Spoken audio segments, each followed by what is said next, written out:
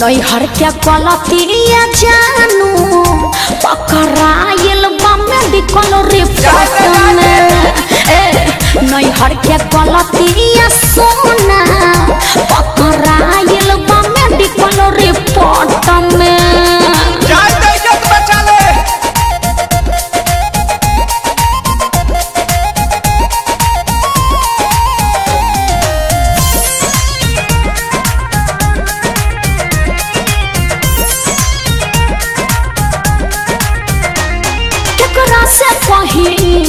डर लागता ई सब झगड़ा के घर लागता।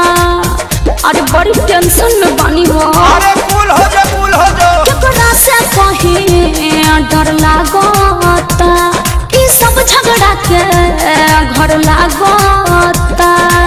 चलो कंप्लेन पहले पाती हाई कोर्ट में। कैसे चलो कंप्लेन पहले पाती हाई कोर्ट में का ना नैहर के कलतिया जानू पकड़ाइल बा मेडिकल रिपोर्ट में। हाँ हाँ नैहर के कलतिया सोना पकड़ाइल बा मेडिकल रिपोर्ट में।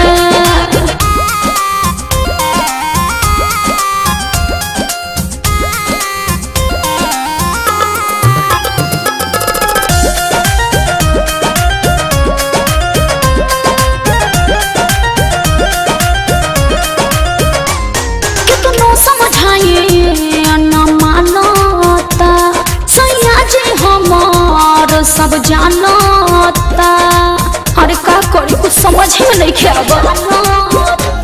कितनो समझाइए न मानता सैया जी हमार सब जानता। राखो विश्वास रोशन बारे सपोर्ट में। राखो विश्वास पर्वत बारे सपोर्ट में। सुना ना नैहर के कलतिया जानू पकड़ाइल बा मेडिकल रिपोर्ट में।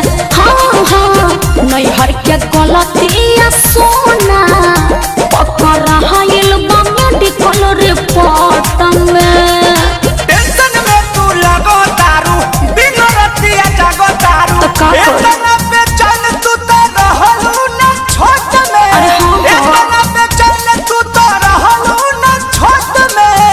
का बोले काहे नैहर के कलतिया जानू पकड़ाइल बा मेडिकल रिपोर्ट में।